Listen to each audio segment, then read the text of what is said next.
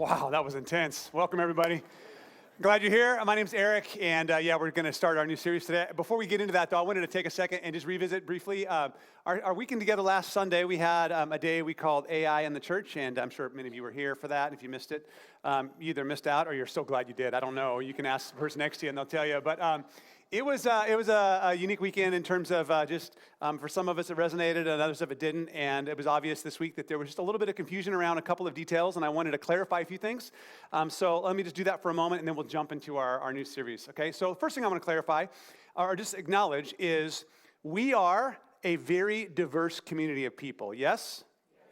We are all over the spectrum, and I just want to remind us that is a really, really good thing. We really believe it. So some of us came out of last weekend. We loved the experience and thought it was an awesome thing. Others of us left not liking it all. Actually, some of us didn't stay. Like, we just couldn't handle it. I mean, I don't hate to see people leave, but either one of those reactions in you is okay. Like, there's not a right way for you to respond to that. Some of us did not like the music at all. The music thing was horrible for us. Others of you are like, I love that. Where can I get the playlist? Like, you're literally asking us to upload a playlist for you. And I just want to make sure we're all understanding this, that there's room for all of us here in this community. Okay? Like, there really is. And your reaction, as legitimate as it is not the reaction everyone else should have. And so I just want to clarify that, because for some of us, we don't understand how could people like that, or how couldn't they? Or how could they not get, like, it's okay. Like, let's be very, very careful there. We love unity in the church, but what we don't want is uniformity. That was really good. Right there. Like, you should say that guy is fired. Okay, is it too soon? Too soon, no, like, seriously, like, we do not want uniformity in that way. There needs to be that diversity. That's one thing I love about our church. And so, in a week like last week, you're going to experience that, right? We're going to have all over reactions all over the board. And so I just want to kind of normalize that for a moment and just give us that sense of grace and appreciation with one another in that. Second thing I want to say is it became apparent that for some of us, there wasn't clarity around, like, why are we doing this? What are we trying to accomplish? Why did we spend a Sunday doing this? And while some of you might have felt like that was abundantly clear, let me just make sure I say it even clearer than I could have last week, or did say it last week. So here's my little statement I would make. AI is here to stay. Artificial intelligence work, that technology is emerging. It's the conversation that's happening in education, in the business world. It's affecting political issues, you know, and that there's a whole conversation there. It's just all over the place in media, and it's also affecting in the future. There's implications for the church, and because 99% of us, if not more, including myself, have yet to experience. Are there potentially redeeming and Christ-centered ways this technology might be used? You could decide if it's good or bad, but are there ways? That's just not something we probably have experienced. And so we thought, as a desire to be informed and engaged on this topic, we should spend some time exploring that. So that was what we did. We want to lead people through this experience, pastor you well through it, and at the end of that experience, let you come to your own conclusions about how that worked, what didn't. Did you like something? Did you not like something? In what ways could that technology be maybe a gift within the Christian faith world? In what ways does that technology fall desperately short? And so we wanted to kind of leave that open for you to feel that out. What we probably didn't clarify well enough as well is that like we didn't expect anybody to love it. Like, that was amazing. We should do that every weekend. That was never on our radar, that was not a goal. We expected it to be uncomfortable and a little bit awkward. And there was room for those of us. Like, I just had somebody in the lobby, I wrote it down. I was like, would you repeat? They said to me just a moment ago, they said, that was simultaneously the best and the most disturbing church service I've ever been in. And I just go, that's good. Like, and you may not agree with either of those words or only one. That's okay too. Like, the experience itself could lead you to feel a variety of things, and that was okay. Here's what I was hoping, though. I was hoping that whether you liked the experience or not, I was hoping and praying it would lead us to the same space, which is this. Whether I liked it or not, that experience has taught me more than ever that what the Church of Jesus Christ, us, offers to one another is needed now more than ever. That community and flesh and blood interaction, we talked about this last week, imago Dei, the image of God in me, right? We are the only creations that have God's Spirit breathed into us, that there's an exchange that happens when we're in relationship with one another that cannot be replaced through any form of technology, and that we as humans can never match the beauty and the wonder of God in the way he has fearfully and wonderfully made us. And if you had that sense last weekend, whether you got there by loving the experience that taught you that or hating it, we definitely want to make sure this is a safe space for everybody, but that was the intended goal. And we just maybe weren't as clear about that as we could have been. And so we could have pastored you better through that experience. We worked hard to do so. And in hindsight, we could have done a better job. And so I am sorry for that. And I always want to acknowledge that because I want everyone who loves this community to always have an opportunity to feel like this is a safe space for them. And so uncomfortable, maybe, but at least safe. And so I just want to be really clear about that we could have navigated that a little bit wiser in our words there. Last thing I think that people have kind of maybe wondering is is this the new dawn of Cedar Hills Church? Are we going to be doing this every week? No. So you're stuck with me. I'm here again today. We love live teaching. We love flesh and blood. We love our band. We just love this experience. And so you can expect to see this in the future. Okay, helpful? Okay, let's jump in. We got a new series called Breaking the Silence, Straight Talk on Mental Health. And I'm excited about this. This is one that's been in the works for well over a year, and I'm so thrilled that it's finally here, and it sounds like a lot of us are very excited about it as well. Let me give you the background on why this is such an important topic. Mental health is a big deal. It has been something that's been on the rise for a number of years, and if it was bad before 2020, I think we all know it got way worse, didn't it? And statistically, it's just increased ever since then. And one thing about that season, as hard as it was, is it did elevate this conversation surrounding mental health to a new level in lots of spheres in life. One area where that elevated conversation has not yet fully caught on is in the church.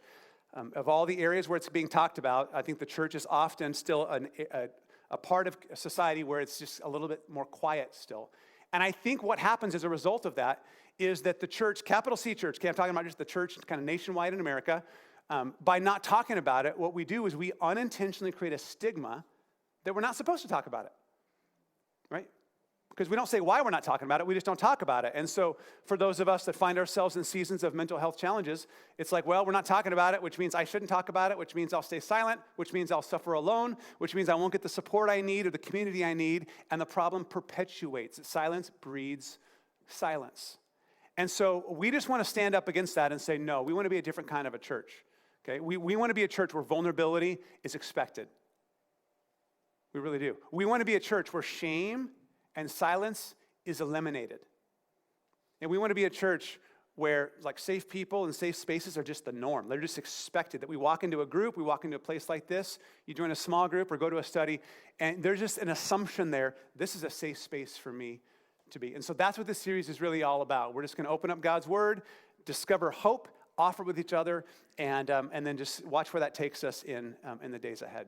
Now, a quick disclaimer on a topic like this that needs to be said. I am not a therapist.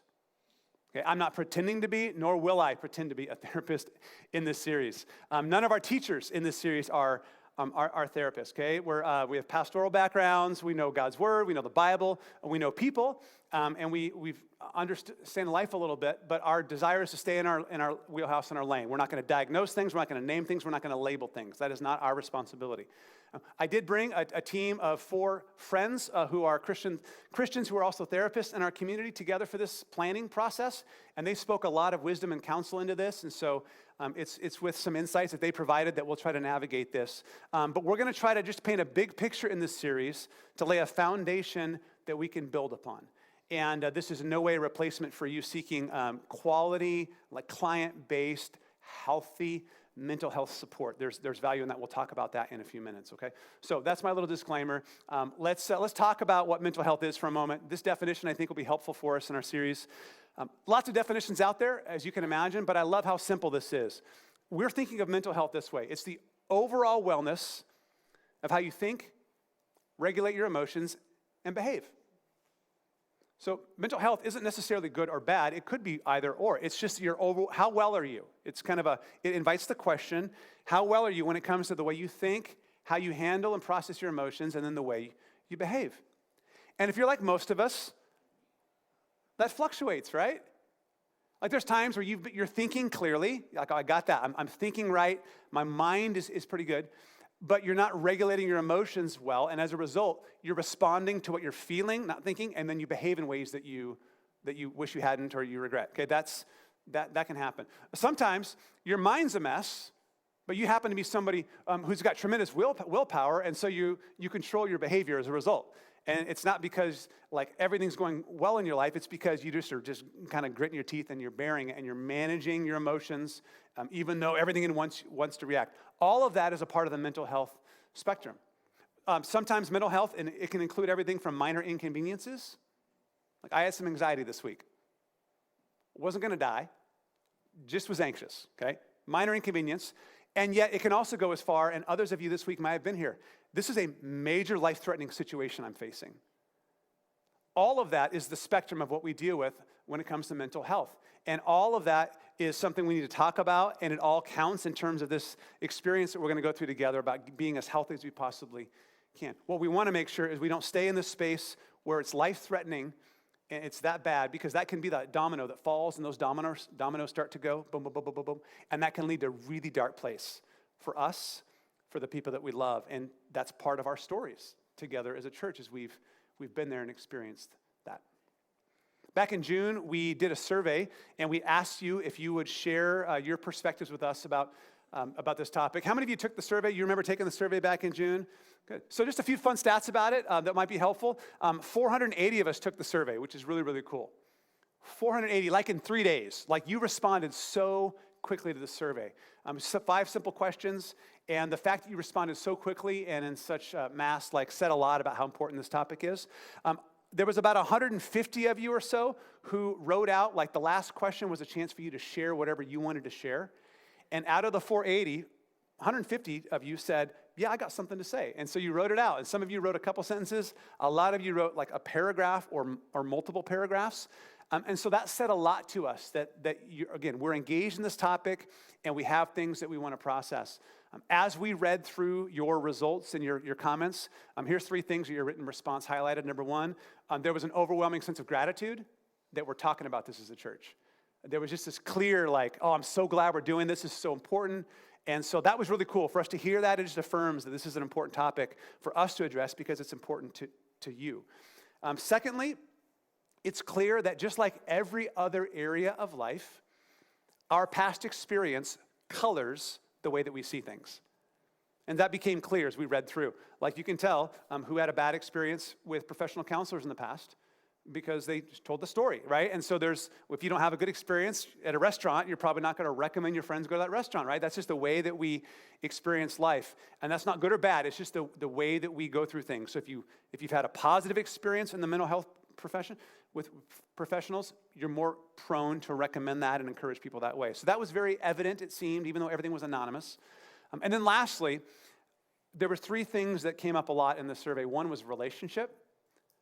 Like it was very apparent that the role that we play in each other's lives while we're navigating difficult seasons is one of the most important things we can receive from one another. Just knowing that we're not alone, that there's people who care about me. So that was really clear. And then the other 2 things that you brought up a lot were on the negative side were fear and judgment. There was a whole lot of fear about this topic. There was a whole lot of judgment that you and I have experienced in the past from people, some of them hurtful people, some of them well-intended people, but in their good intentions still came across in a way that was hurtful for us. And so it was like, wow, we need to step into this conversation sensitively based on all of that. The last thing I'll say about the survey was that there was a strong majority of us who identified we've navigated and are navigating mental health issues in our lives. This is not an isolated experience. I don't know of any of the survey results that came back where we didn't check anything. Like there's something that all of us have navigated. So as quick as I can, I'm going to go through 4 slides. These are the results for us as a church. This is not like a national or a local survey. It's just us as a community. We asked you, have you personally experienced any of the following? And you responded with these. Anxiety, depression, and grief. You can see like 57 to 68% of us identified we've navigated these in our life. Notice that those are like heads and shoulders above the others. Like those 3 things are definitely the most common shared experience we have had as a community. I would imagine that would probably align with like national trends, but I thought that was interesting. And so we're actually going to spend an entire week on anxiety in this series, an entire week on depression, and an entire week on grief, because they seem to be so significant for us. There's quite a few other results along the way. I just want to call out this one here, shame. 43% of us identified shame as being something that we have navigated, which says two things to me. One is, we're probably not being as honest on this survey as we should have been. Right? Because there's shame. They're like, we don't want to fully, do I really want to acknowledge my trauma? I know it's anonymous, but what if somebody can follow the cookies back to my email and they know it's me, and we're all nervous, and so I'm not even going to fully go there, right? So I think that's part of what we just have to acknowledge. There's a lot of shame around this, and we might even be struggling more than we realize. The other thing is, I can just tell you from personal experience, shame is a horrible place to live. And some of you, this is your journey, you understand it. It's an oppressive weight that we carry. And it's something that Jesus Christ wants to see us free from, and we want to see ourselves free from as people. And so we're laying a foundation for why shame can be destructive and how we can begin to overcome it. But that's an important one. And then the next two, suicidal thoughts, 24% of us identified that. Let that sink in for a second. That's one out of every how many? 1, 2, 3, 4, right? That's shocking for us as a community, that 1 out of 4 of us have felt that. And we want to be a community, a place where it's safe for us to acknowledge this amongst each other and get the help that we need. 4% of us identified that we have attempted suicide. You might think, 4%, that's the lowest one there. That's good. I'm glad it's low, but 4% is 20 of us in our church family who, because of depression or loneliness or anxiety or trauma or physical pain, found ourselves in a space where we thought the next step forward for me is to end my life. And thank God those were attempts and not successful. Because most of us here have lost friends and family members to suicide, and we know the pain around that. And so I just read that, and it's not a matter of the percentage being low. It's like, wow, that's 20 of us. We want to be a place where we can talk about that and be honest with each other as a community. So there's a lot there. I know I just threw that at you, but I wanted to paint a picture of what we're going through. The next question we asked you was, how have you dealt with mental health challenges in the past? And there's a lot of responses here from seeking professional help or groups. 72% of us said we prayed about it. That's pretty good for a church, right? That's good. We want that number to be high. How's this one? 56% of us said the way we deal with mental health challenges in the past is we keep silent. Wow. Half of us felt like the best way for me to handle this challenge in my life is to say nothing. We can do better than that. And at some point, we have to be courageous enough to step into the opportunity, but we, again, are committed to being people that create safe spaces for each other, to be honest and open about that. This is where actually the title of our series came from. If 56% of us are keeping silent, then we decided we want to break the silence in this series. As a church, by talking about it, but also individually, we want to begin to open up more about what we're facing. You see some other responses as well, talking to supportive friends at the end. Lots of good ways to deal with mental health challenges. There's not one right way. There's lots of options. There are some unhealthy paths as well. Next slide, we asked you how you feel about professional help. What's your perception of seeking professional help for mental health purposes? And you can see it just runs the gamut. 1% of us, which is about 4 to 5 of us, felt like professional mental help is harmful and we should avoid it. 4% of us feel like maybe it's helpful, but generally it's unnecessary. And then we start to see it climb. 16% felt like seeking professional help for mental health purposes is helpful, but it's kind of neutral, like we didn't have a strong opinion one way or the other. And then we see a big jump for helpful and useful, 57%. And then almost 1 out of 4 are like, you know what, we all need it. Just sign us up. How can we do this together? Let's all get some help. That's a pretty good stat. So this says to me 5% of us see it negatively, and 95% of us, at a minimum, think it's helpful. 80% of us feel like it's both helpful and useful. So this is an encouraging slide for me. I would hope that we would be over here. At the same time, I respect the fact that some of us have not had good experiences, And that might be one of the things kind of leading us to land here. But we do believe that there can be great value found by seeking professional help. So I'm glad to see we landed on that side overall as a community. And this next slide affirms something similar. We asked you, does the Bible discourage us from seeking professional help for mental health challenges? This isn't about how you feel. It's like, what do you think the Bible teaches? And 2% of us felt like, yeah, the Bible does discourage us from seeking professional help, whereas 98% of us said, no, the Bible does not. We do not believe the Bible discourages us from seeking professional help. This was encouraging to see as well, because just to make sure you're really clear on where we stand as a church, we do not see any prohibitions in the Scriptures for pursuing professional mental help, that God has given us the ability to think and to support one another, and He's given us great minds, and when we lean on those that have studied and trained, that can be extremely helpful for us as a church. And I will just, on a couple things here. Sometimes as the church, this might seem obvious to 98% of us, like, well, why wouldn't we feel that way? A lot of times in the church world, we actually can be counterproductive to people's mental health. And maybe you've experienced this, but I have witnessed this. I have talked to dozens and dozens of therapists over the years, and I have never had one of them say to me, I am so glad that I get to do what I do right alongside the church as a partner with the church. Almost all of them have said that in their experience, churches have often been counterproductive to the work they're trying to do, that they're actually having to undo some of what they hear in churches. I don't think that's always intentional from churches, but I think we can sometimes send the wrong message. And again, I bet you've experienced it. I've heard it myself. I've heard things said to people that are struggling like, oh, just Jesus is enough. Just trust Jesus more. If you just pray harder. Pray harder? Friends, that is not helpful. That is just straight up not helpful. I mean, imagine going to the beach today on a walk and you look out and you see someone out there in the lake and they're drowning. You realize they don't have much time. And because you're a loving person, you just say to them, hey, Jesus is enough. Just trust Jesus more.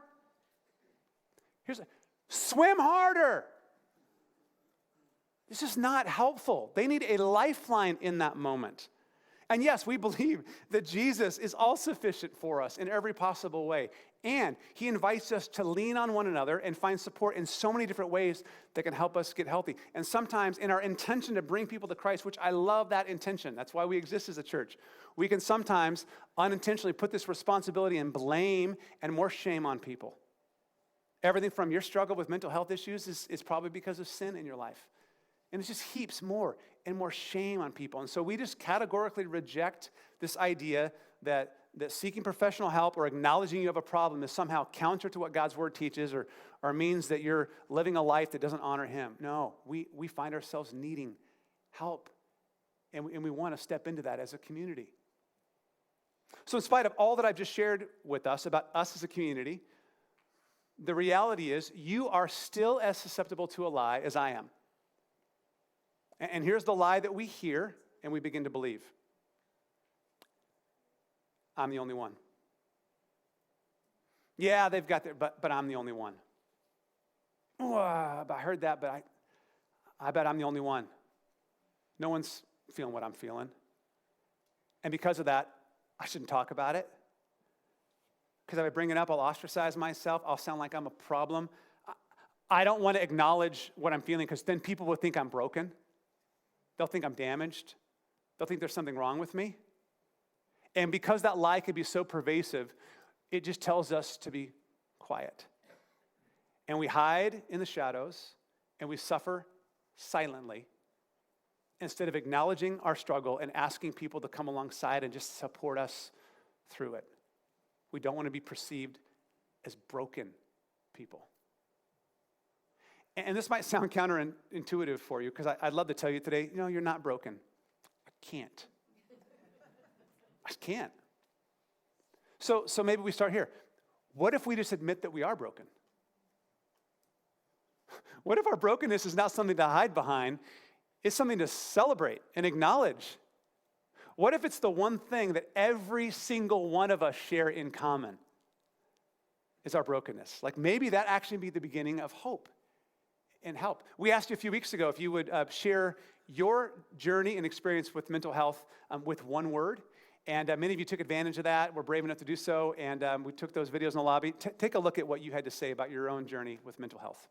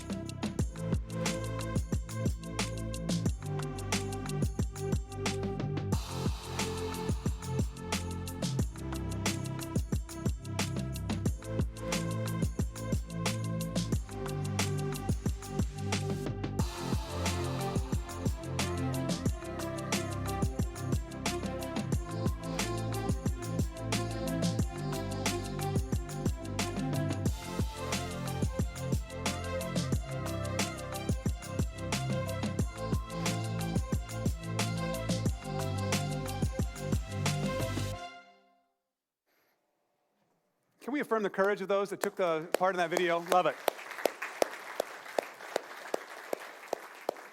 See, I had a friend say to me this week, vulnerability produces vulnerability. That the more we're vulnerable and share, the more that encourages others to be open and to share as well. And silence produces silence. Shame produces greater levels of shame. And so I just love the fact that you were willing to hold up a card, and that for some of us, the beginning of just acknowledging this is me and this is my story, and yours might be a little different than mine, but we're all battling something. Like we really are. We're all battling this. And I don't think that that's in the mind new information to any of us, especially for Jesus people. Like if we embrace the teachings of Jesus and we listen to the scriptures, this ought to be so evident to us. I just thought about Jesus' teachings and also his own experience. John chapter 16, Jesus is speaking to his disciples, and if you are a Jesus follower, that would include you and I. Here's what he said to his disciples about life. He said, in this world, you will have trouble. Not the promise we wanted from Jesus. In this world, you will have trouble. Take that into your future. What are you getting for Christmas this year, friends? Trouble, apparently. Happy birthday. What'd you get? I got trouble. Jesus promised it. Now, this goes on. Jesus, after this, he says, in this world, you will have trouble. And the next line, he says, but take heart, I have overcome the world. And that's awesome. And we celebrate that. Jesus is looking forward to the day when he, because of his victory on the cross, over sin and death, like there is victory for all of us and all of it will be overcome, and yet we're not there yet. You know where we are right now? We're in the world. And what do we have in the world? We have trouble. And again, sometimes we want to jump so quickly to the second verse, and somehow that the second verse about Jesus overcoming erases the trouble that we're feeling today. It does not. It just gives us perspective and endurance to hang in there and to endure through it. In this world, we will have trouble. Every one of us will. Jesus himself, as he's preparing to enter into his final moments and night on earth, he's about to be betrayed. He's about to be arrested, beaten, and crucified. Any of those are worth getting a little anxious over, right? Some of you experience betrayal. You know what that feels like. And as Jesus is preparing for this, he's with his disciples praying in the Garden of Gethsemane. This is Matthew 26, and he told his disciples, this is just talk about vulnerability. He says to them, my soul is crushed with grief to the point of death. Just let that sink in. Jesus, the sinless one, the blameless one, acknowledges my soul is crushed so heavily, I'm at the point where I'm about to die. And you in the room among us who have dealt with grief on that level understand. And we hear Jesus say this, and it's like, oh, Jesus felt this? Yeah, the sinless one, the perfect one. We teach within the Christianity, and this is a tradition or a doctrine about Jesus has been around since the very beginning, that Jesus was fully God and fully human. There's this is very important to us theologically about Jesus. He wasn't 50% God, 50% human, and he made a 100% person. No, 100%. Everything about him was God. 100%. Everything about him was human. And he brought those together in a way that we can't even comprehend and live those out. He was fully human. And to be fully human, as you know, as I know, means that we experience the high points in life and the low points, right? You don't get one or the other. It's the highs and the lows. And so Jesus, fully human, experienced both of those. He had those wonderful moments with his disciples and his friends and his family. He experienced so many joys in life. And he also experienced deep suffering on a physical and a spiritual and emotional level, grieving to the point of death. He understands and he experiences that. So Jesus' teaching, Jesus' experience affirm that this is a part of life. I thought about the beginning for all of us, like where this whole experience of life began, way back in Genesis chapter 1, 2, and 3, the opening story of the Bible, right? God creates the heavens and the earth. He speaks, and it is. He speaks, and it is. And as he speaks and he creates, he says over and over, it is good. It is good. It is good. Like his creation was so good. And then he comes to the climax of the creation story, humanity. And he shapes us in his own image. And the scriptures say that he breathes the breath of life from his own spirit into ours. And that this thing he made becomes a human being, a living being, marked with his spirit. We call the first man and woman Adam and Eve, the names that we give them. And this is what the Bible says about Adam and Eve after God created them. This is Genesis 2:25. It says, now the man and his wife were both naked, but they felt, will you say it with me out loud? No shame. There's no shame. Why would there be shame? Nothing was broken. Nothing was missing. They were whole. They were just as God has designed them to be. There's nothing to hide. Birthday suit, whatever it is. I'm vulnerable. I'm open. Like it's all good. Until the very next verse, chapter 3, verse 1. Everything changes. Satan approaches the woman, disguised as a serpent, and begins to tell her lies. Oh, if you'll just eat this fruit from this one tree, the tree of the knowledge of good and evil, you'll be like God. If you eat the fruit of this one tree, the one tree that God had told them not to eat the fruit of. And the man and the woman believe the lie. They eat the forbidden fruit. And instantly it says this, chapter 3, verse 7, at that moment, their eyes were opened, and they suddenly felt, there it is, shame at their nakedness. So they sewed fig leaves together to cover themselves. In 7 verses, we go from no shame to shame. What happened in those 7 verses? Sin entered the story. And the moment sin entered the story, guess what? Shame entered the story. And the immediate reaction was, oh no, I'm exposed, I'm vulnerable. The truth about me is out for everyone, which wasn't a lot of people, Adam or Eve, right? But more importantly, who? God, to see. And so what do? I have to hide. I have to protect. And again, they weren't just protecting their sin. They were protecting the ramifications of their sin. The fact that they were suddenly broken human beings. And they realized it and knew it. And they didn't want that to be seen. So they sew fig leaves together. They hide in the bushes so when God comes by, it's like, he's not going to find us. And we'll just play hide and seek. He'll never know we're here. We don't want God to see us. And humanity, ever since then, for millennia, what have we been doing? We've been hiding from one another. And again, we hide from God when it comes to our sin, but when it comes to one another, we just don't want people to see the truth about us. This has been going on for millennia. And when something does come up, we do what Adam and Eve did. We blame. We put it on the other person. Oh, we don't want to take response. Oh, I just don't want to admit that I am who I am and that I might have had, in some senses, responsibility and culpability for creating this situation. And it just stifles life. Shame, again, is a horrible place for us to live. And so today, I just want to start the conversation here. I just wanted to lay this foundation for all of us, that we all struggle. We've all got trouble. And the struggle is real. Your struggle is real. My struggle is real. It doesn't matter if mine doesn't feel as bad as yours or you're dealing with something bigger. Like, I can still validate that my struggle is my struggle. And it requires thought and attention and engagement, as can you. And we just want to establish today that it is okay to not be okay. Like, you don't have to pretend here. We had a sign up years ago, no perfect people allowed on the outside of our door. And it's like, we just checked people and they came in. If they were perfect, we were out. You can't come in, you know.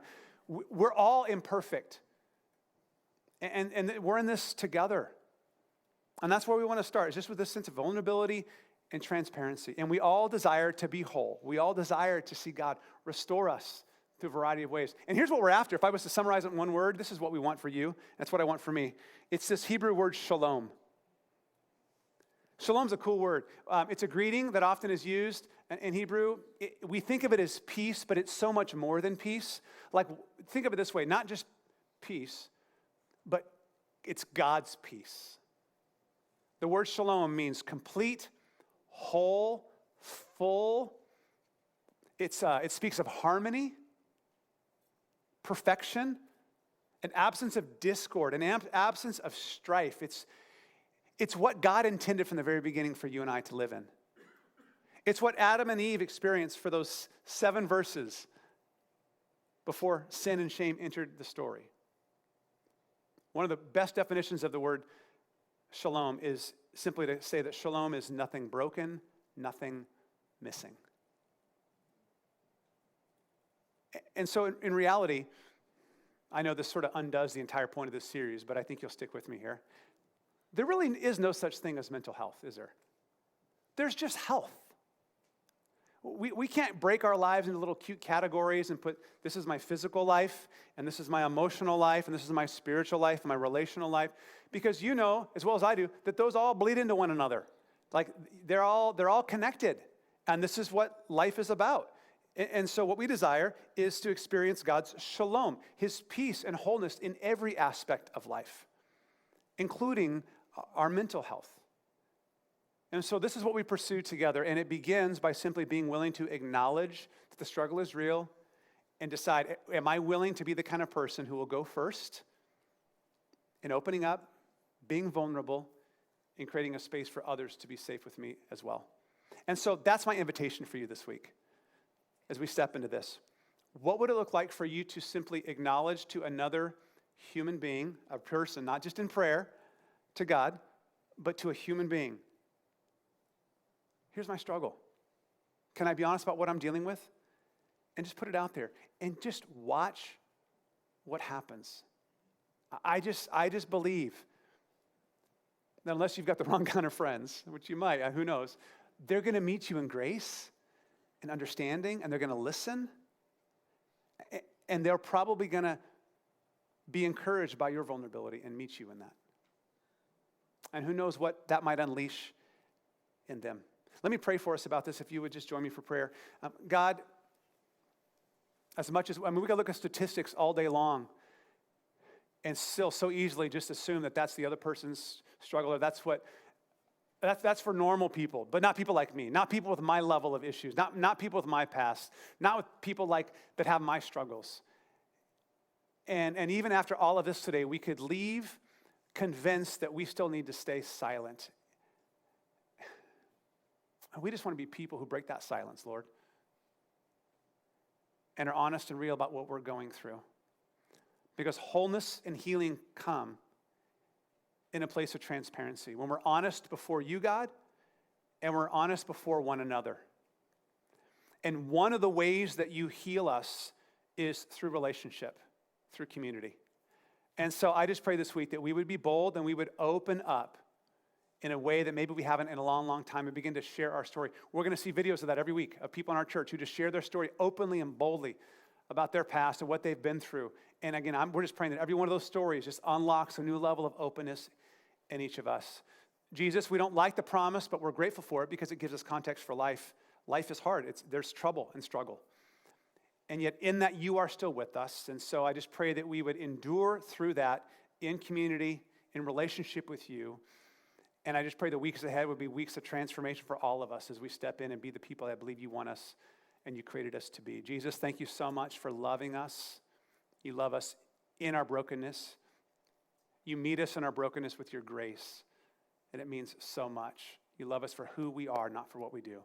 And today we pray all of us in your strong, mighty, redeeming name. And everybody said amen together. Amen. Awesome. Cedar Hills, thanks for being here. Have a great day. We'll see you next Sunday.